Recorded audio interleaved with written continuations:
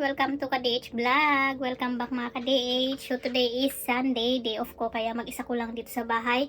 Kakalis lang ng mga amo ko, pumunta sila sa bahay ni na Lola para kumain ng dinner. At ako lang mag-isa dito sa bahay. At ngayong araw na to ay may typhoon dito sa Hong Kong, nagsimula kagabi. And then hanggang ngayon meron pa rin naman, pero at least kahit papaano ngayong hapon ay medyo humupa na yung ulan. Kunting ulan na lang ngayong hapon. And late akong nagising kanina, and then pagising ko kanina umaga guys, yung kwarto ko, dahil sa sobrang ulan, lakas ng ulan, ganyan yung nangyari kanina. Ewan kung bakit, pero umagos yung tubig dito. Hindi naman siya galing dito sa may bintana kasi naka-close naman yung bintana. At kung sakaling papasok yung tubig dito, mapapansin ko naman na mababasa tong ito. Kaso hindi naman basa. Yung tubig galing siya dito sa may ilalim nito guys. Ewan ko kung anong nangyari. Sinabi ko sa amo ko, and then ayun, tinawagan nila yung guard at pinicturan dito. At saka ayan, siguro syempre i-report kasi kung bakit ganun. So mapapansin nyo dito sa ilalim ganyan. Dito galing yung tubig, kaya kung mapapansin nyo ay ang tawag nun, ganyan na yung itsura kasi yung tubig galing dito. So kaninang umaga napansin ko umaagos siya dito, and then may kunting tubig dito sa sahig kaninang umaga. Kaya yun, tumawag, kaya nilagay ng amo kong lalaki, for temporary lang to, para at least masipsip yung tubig. Ayan. So ngayon kahit pa paano okay naman na, wala nung masyadong, hindi malakas yung ulan, ganyan, ambon-ambon na lang din yung natira. So for temporary ganito yung itsura ng aking kwarto. And then yung gamit dito na nilagay ko ay nilipat ko muna dito sa kabilang side. Ayan, mga gamit ko yan, mga ipapabox ko. So kailangan ko na rin i-dispose itong mga to kasi yan, dami ko ng mga stock. At ayan, medyo pang paggulo lang dito sa kwarto ko, sa totoo lang. Kaya ayan, kaya ngayon yung itsura ng kwarto ko ganyan, oh. Nilagay na lang ng amo ko yung maleta nila para yan, mapush lang tong towel na nilagay. Para pag umagos yung tubig, ayan, ay sisipsipin ng towel. Kanina din i-open ko tong humidifier namin para masipsip niya yung tubig. Pero ngayon okay na, kaya pinatay ko lang yung humidifier. So ganyan yung nangyari kanina, pero hindi yan yung pag-usapan natin. Parang ano lang, patalastas. Kasi sa video na ito guys ay pag-usapan natin yung part 2. So ay pag-usapan natin kung ano yung nangyari sa akin pag flight ko dito sa Hong Kong. At napakahalaga din yung i-share ko ngayon kasi it's a lesson learned sa mga kababayan natin, lalong-lalo yung mga first timer na wala pang masyadong alam, ganyan. Mga first time na mag-abroad, sana hindi kayo hindi nyo maranasan ko na yung naranasan ko kasi grabe na pagsubok yung naranasan ko bilang isang first timer na mag-abroad. Talagang lahat ng pagsubok ay naranasan. Unang lapag ko pa lang dito sa Hong Kong, talagang grabe yung pagsubok na naranasan ko, sa totoo lang. Mga hindi pa nakapanood sa part 1 kung paano ko nakapag-apply dito sa Hong Kong, ayan, panoorin nyo para malaman nyo kung ano yung ginawa ko, kung ano yung ginawa kong paraan para makapunta dito sa Hong Kong, para makapag-apply dito sa Hong Kong. So kung kayo nag-spare kung ano yung kung paano mag-apply dito sa Hong Kong, ayan, panoorin nyo yung part 1 ng aking video na ito para at least magkaroon kayo ng idea kung ano yung mga kailangan ninyong gawin kung once na gusto nyo ring mag-abroad papunta dito sa Hong Kong bilang isang domestic helper. And then sa mga ka-DH po natin dyan na hindi pa nakapanood sa video kong isa rin, na kung ano yung title ng video ko is mga dapat dalhin pagdating nyo dito sa abroad, kasi connected siya dito sa i-share ko ngayon na video. Kung hindi nyo napanood yun, panoorin nyo din yun pag natapos yung panoorin yung video na to, kasi napakahalaga din na malaman ninyo kung ano ba talaga yung dapat ninyong dalhin once na pumunta kayo dito sa Hong Kong, para hindi nyo ma-experience kung ano yung na-experience ko way back 2018. Ang flight ko noon July 2018. So doon pa lang sa Pilipinas guys, mayroon nang nangyari talaga, may nangyari na sa akin. Kasi nung meron na akong flight noon, ang nangyari doon sa flight ko ay na-delay. Tapos that time pa wala akong kasama sa agency. Yung iba kong mga kasama sa agency, may mga kasama sila, may 2, 3, ganun. So sabay-sabay silang pumunta dito sa Hong Kong. Pero nung time na ako yung magpa-flight, ako lang mag-isa yung may flight noon, kaya alone talaga ako, as in mag-isa ko lang. Tapos first time ko pang makasakay ng eroplano that time, kaya talagang kinakabahan ko. Basta lahat first time yung nangyari sa akin noon. And then ang masama pa doon, talagang ewan ko, hindi talaga ako naging maswerte nung una, kasi doon pa lang sa Pilipinas yung flight ko ay na-delay siya ng ilang oras. Ewan kung bakit na-delay, pero basta na-delay yung aking flight noon, kaya pagdating ko dito sa Hong Kong ay gabi na. So, syempre dahil gabi na yung pagdating ko dito sa Hong Kong ay walang staff na tawag nito, walang staff na sumundo sa akin sa airport. Hindi ko alam na walang staff na magsusundo sa akin. Nagulat na lang ako pagdating ko dun sa airport. So, 'di ba dun sa agency kasi pagka umaalis tayo, pag nagpa-flight tayo, itong agency nagbibigay sila ng SIM card, ganyan, tapos nagbibigay din sila ng sketch ng office nila dito sa Hong Kong in case of ayun nga walang sumundo ay at least merong sketch ng office kung saan tayo, kung saan pupunta, kung saan banda yung office nila dito sa Hong Kong. So dahil wala nang makakasundo sa akin dahil gabi na nung pagdating ko dito dahil na-delay yung flight ko. Paglapag ko din ng Hong Kong, so may binibigay kasi silang SIM card, di ba? Pag umalis tayo, may binibigay yung agency na SIM card. So yun yung in-insert ko doon sa phone ko, yung SIM card na binigay. So nagamit ko naman, na-contact ko naman yung tao na contact ko kung pag na binigay sa akin na kailangan kong kontakin once na pag nakalapag na ako sa airport. So tinawagan ko yung tao na yun and then pinay siya. So tinuruan niya ako kung paano sumakay ng bus. So mula doon sa airport papunta doon sa office nila, tinuruan niya ako and then yun sundan ko na lang tayo yung sketch para yun nga mapuntahan ko yung agency. So edi ayun, sinunod ko naman yung sinabi niya kasi sabi niya wala na nga daw makakasundo sa akin dahil yun nga out na daw sila. So gabi na daw kasi yun. So grabe, talagang grabe yung hirap ko. So grabe talaga yung kaba ko na kinakabahan, tapos that time pa syempre gabi ako nakarating dito sa Hong Kong. So yung pagod, gutom, ganyan yung nararanasan na experience ko nung pagdating na paglapag ko dito, tapos wala pang taong nagsundo sa akin, kaya grabe yung nararamdaman ko that time. Bago ako umalis ng Pilipinas, sinabihan ako ng agency na magdala nga daw kami ng $40 pamasahe namin papunta galing ng airport papunta doon sa agency. Kaya ang dinala ko lang talaga nun guys is $40. So wala namang, hindi kasi sinabi ng agency na pwede palang magdala ng extra money for pocket money. Walang ganun na sinabi. Basta ang sinabi lang sa amin is yun nga, ang kailangan lang namin dalhin is $40 na pamasahe, yun lang. Kaya sakto lang din na $40 yung tawag nito, dinala ko nun na pera ko. Wala nang extra, as in $40 lang. Kaya nung pagsakay ko ng bus galing ng airport papunta dun sa agency, sakto lang pala na $40 yung fare dun sa bus. So lahat yun binayad ko.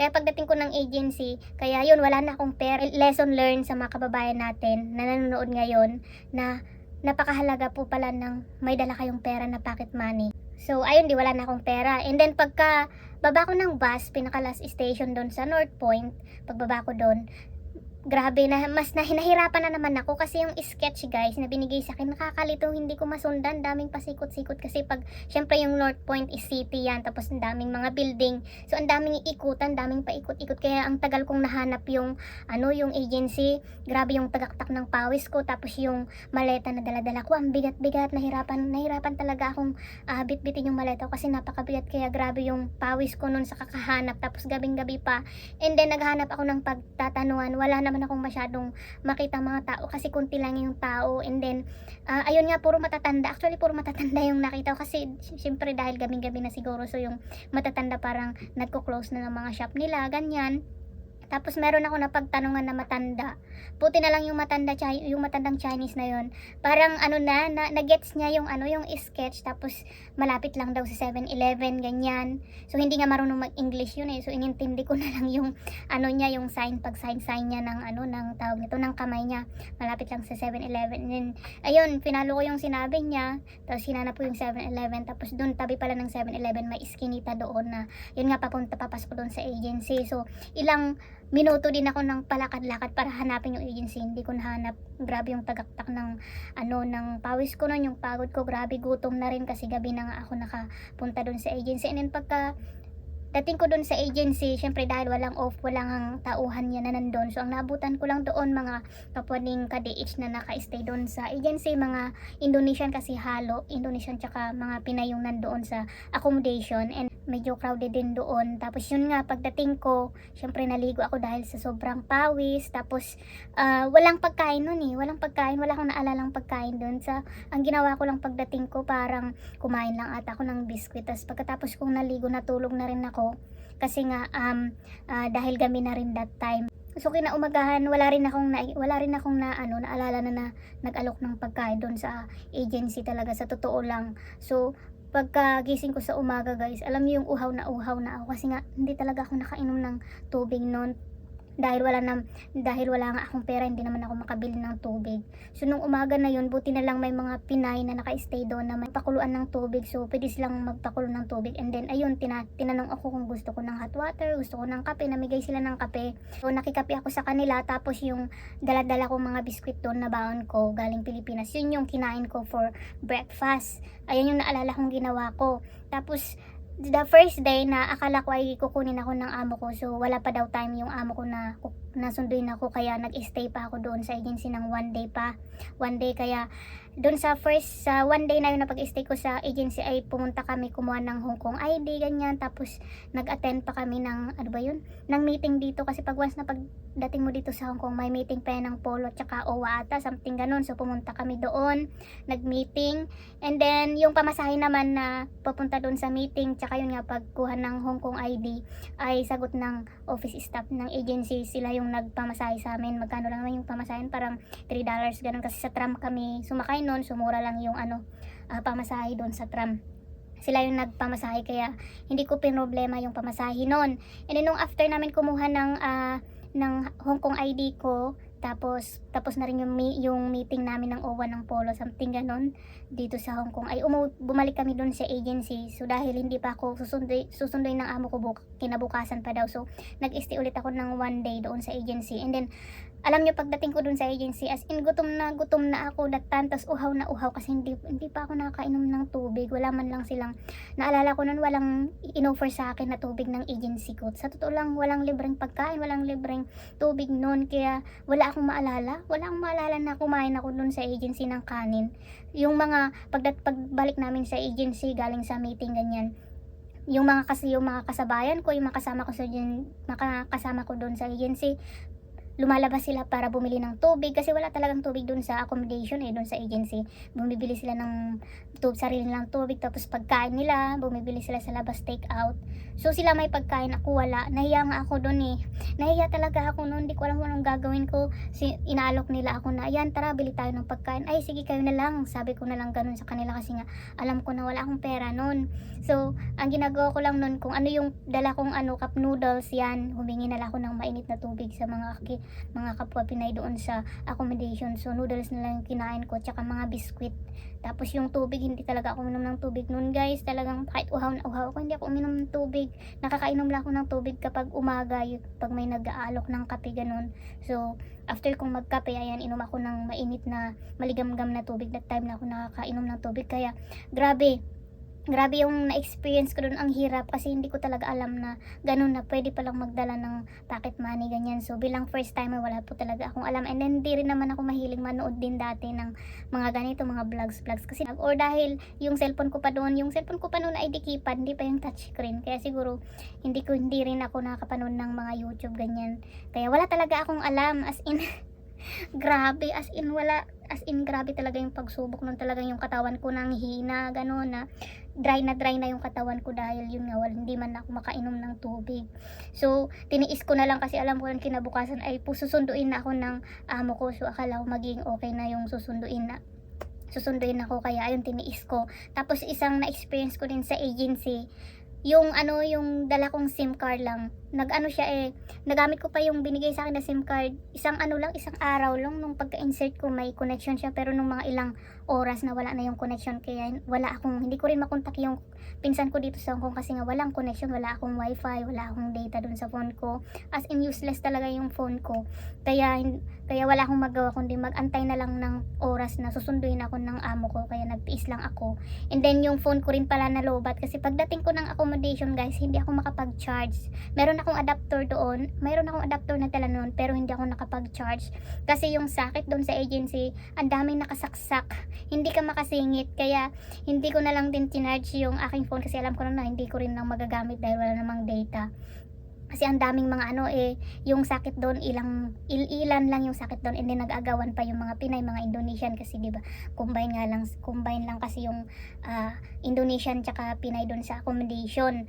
Kaya ayun, ang hirap magsaksak. Yan yung mga nakita kong doon, naging experience ko nung nag-stay ako doon sa agency. Tapos syempre nung nag-stay ako doon, yung mga dala kong mga shampoo, ganyan, mga bath soap, ganyan. Ayun yung ginamit ko rin para ayun maligo, tapos yung hand wash ko yung damit ko, gamit ko yung yung body wash, yung bath soap na dala ko kasi hindi naman ako nagdala ng sabong panlaba.